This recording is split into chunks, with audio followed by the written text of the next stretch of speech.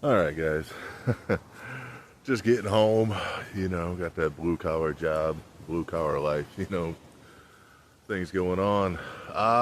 So went hunting again this weekend and, you know, didn't go so well. Uh, I mean, not that I didn't have any animals coming past, a couple of decent sized possums and there was a raccoon. So I guess I could have taken a shot at that and, you know, had some food, but was really going for the hog. Really wanted the hog. So yeah, we'll just keep trying. If I could get more time, other than the weekends and go, probably it'd probably work out a little better for me. But hey, we do what we can. So with that being said, yeah. So if you want to be in an area for however long you want to be for long term, okay? You can't be there without food, okay? So hunting is one of the things that we can do, all right? But hunting is for the bigger animals. I mean, you can also go out, hunt the little animals with your slingshot and your bow or whatever, but, you know, we'll just say big effort for the hunting would be for the, larger, put some food in for a few weeks animals. All right. So other things we can do is fishing. Of course, we set a couple of fishing lines, fishing traps, stuff like that, which I'm not near water right now, so we're not going to be doing anything with the fishing. But I am on my back little property here, so we're going to be doing a little trapping for some small game. All right. Now we're going to be doing some passive trapping, which is traps you can just set and walk away from. All right. We'll just some simple pass-through snares. All right. So what we're going to make is some squirrel poles. Okay. That we can just cut down. We lean them against a tree that is kind of active for the squirrels and see if we snare them. That's basically about it. So what we're going to need for this is we need a couple of tools, okay? So we're going to need a saw of some kind. This is just my little, I believe this Baco Laplander, okay? It's just my little one, all right? It's pack size, all right? We're going to need some wire, make some snares out of, okay? This is 22 gauge stainless steel, all right? Recommend using the steel. I've done this with copper wire, which is great, but it's soft, so they bite through it sometimes. And yeah, and we're going to, just because it might make it just a little beneficial, we've got our multi-tool with us today, all right? So we're going to use that. So what we need to do is we need to find 2 decent poles, okay? Whether it's a fallen tree, 2 little saplings, 2 branches that we can cut down, of decent length, okay? Which I think I see 2 of them over here, so we're going to go get those down real quick.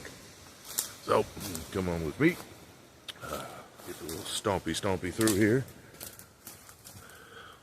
Okay. So, this one here looks good. I like this one. The one behind it looks good too. It's not too big. It's of decent size. Yeah, I think we'll go with this one. And we might just go with this one here. Okay, that one looks okay. We don't want anything too huge, okay? Just a couple of fingers,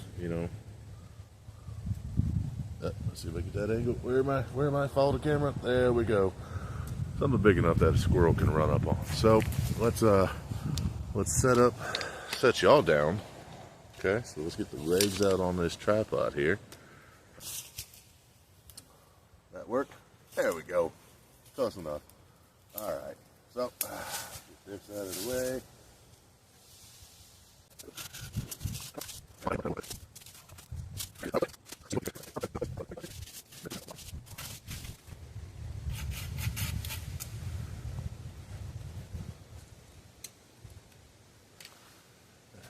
Now we got 2 poles. All right, so we're gonna move to a space where I can work this a little better, and we're working on building the snares on these. All right, now that we're in a more workable area, let's start making our squirrel poles. All right, so you want your poles to be a little bit long. All right, these are pushing towards the 7-foot range. Okay, I'm about 6'1", 6'2". You know, I always say I'm between 6'1" and 6'3", depending on where I'm leaving, 7-Eleven or DMV. Right, so you want it a little bit long. Okay, so and that's because whatever you're going to lean it against, all right, you don't want it close to the ground where when they run through the snare, they fall off, you know, get trapped, and then they can put the feet on the ground and be able to, you know, work themselves out or work them back onto the pole or get into any position where they could try to chew through the wire. Okay, like I said, I've had that happen before, but I was also using copper wire, all right, which is softer than the steel wire, so I would recommend using the steel wire. Okay, so what we're going to do is, got my hair. Okay, so we're going to pull off a bit of this. All right, so I've got roughly like a 6-foot arm span. Okay, you know, just not like this. All right, I know this because I've kind of measured it. All right, I have about a 6'2" arm span. Okay, so when I go to measure things like wire or anything like that at work, you know, I just go with the 6 foot and I know I'm good. So we'll pull this off. You know, I got about 3 foot right in here somewhere. Okay, so we'll take out our Leatherman here. Okay, I'm gonna put this down because we're just gonna make a couple of these. Okay, so once you get the one cut, you can use it as a guide. You know, no big deal. What we're gonna do is we're gonna take this here. Okay, take one of the ends. All right, we are going to leave it over the end a little bit there, just a little bit. Okay, 1, 2, you're gonna wrap it 2 times. Okay, and you're gonna come back, take that end. All right, you're gonna twist it just a couple of times. Okay,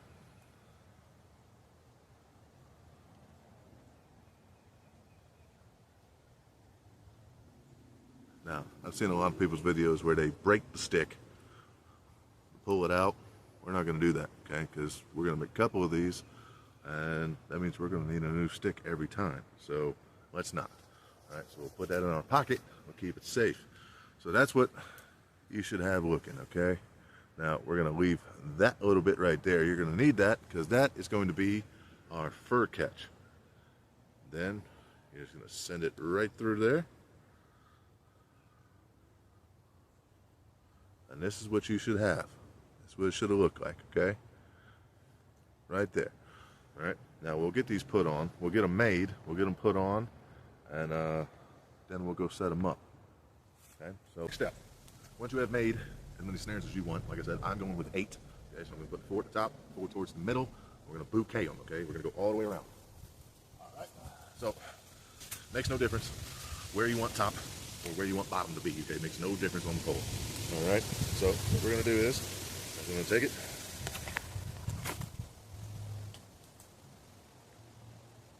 Twist it up. Okay, you do this with your fingers, or you do this with your not your clients. I'm talking like I'm at work. Okay, or you let them in. Okay, you just give them a twist. Just be careful, not too tight. You don't want it to slip down, but you don't want it to pop off either, or pop. All right, so first one. When you get your next one, okay, all in the same kind of area here. Just lock them on in. Okay.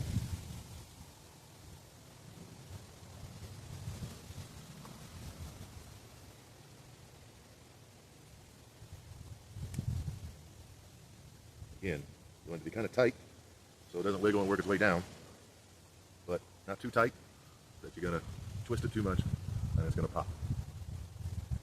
So keep that in mind. Now it looks like we're gonna get some rain. All right, so keep working your way around. All right, like I said, we're gonna do a bouquet. All right, we're gonna try to hit all four sides of this because squirrels can run up the pole, up the side of the pole, the other side of the pole, and underneath the pole. So we want to cover all of our bases. And gives you more chances of catching 1, 2, 3 per pole, you know.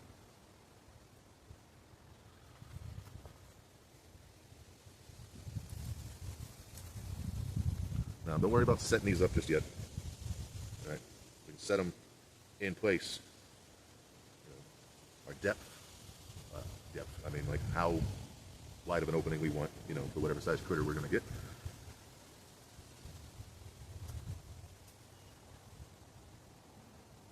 Okay, so there we go. We've got 4. All right, we're going to be able to set these up, cover all 4 sides.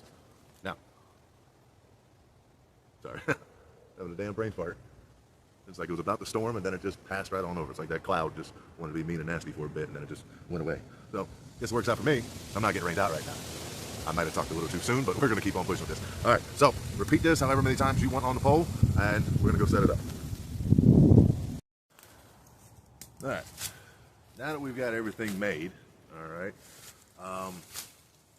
you got as many snares as you want to put on there, okay? You want to go try to find a tree that we're going to lean this against, okay? So, you're looking for trees that have nests in them, or active eating trees that they like to sit up in. You know, you'll find, you know, bits of food and shells and stuff at the bottom of the tree. Or you're just out and about and you're watching, you know, train yourself to look for movement. All right. You just see what trees are going up, down, put them out near there. All right. Not just there. Look for the fallen trees as well. Okay. And if you're doing this on your property and you got like fence posts and stuff like that, you can put it on the fence post there, okay? Because they're going to run across the fence post. They cannot run on the ground. They're going to go on that fence post, okay? So now what we're going to do is we're going to get this set up, wedged in, all right? I don't want it to fall like so, all right? And that looks good. Okay, now this tree has a bit of a nest up in the top right there, and I always see them. They like to use the big long branches. It gets them out to some of the smaller trees out that way and everything, and then allows them to get towards the fence, you know, down the property line. Okay, so now once we are set in place, all right, we got that good and wedged in there. Okay, we're gonna move this branch right here, just so it's not interfering. Okay, I don't want to give them something they can reach for. Okay, now you just start adjusting them and setting them to the depth that you want. Okay. Be mindful in watching what you're doing. You want to make sure that little tab, all right, that little excess wire that we had, all right, that's the fur catch. I don't know if I said that before, okay, but you want to make sure that is there so when they run through, that catches on the fur and makes that noose smaller, all right? So, all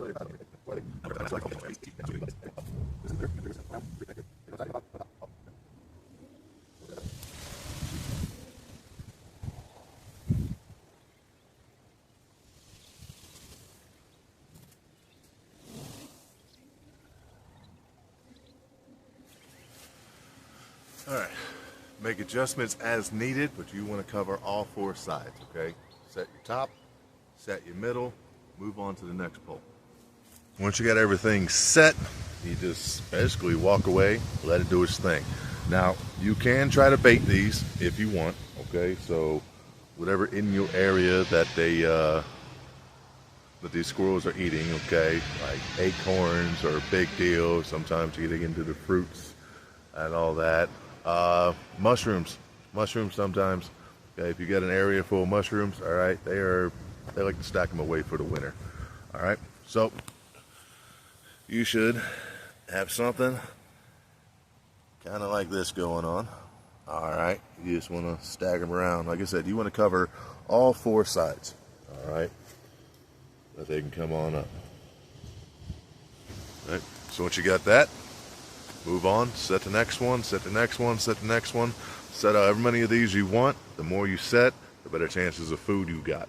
All right, so 3-4 squirrels a day, you know, get them into the smoker, you're all set.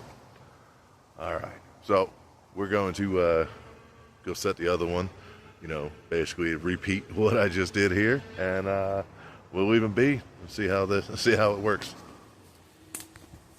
All right, quick update. So it has been about an hour, I would say, since I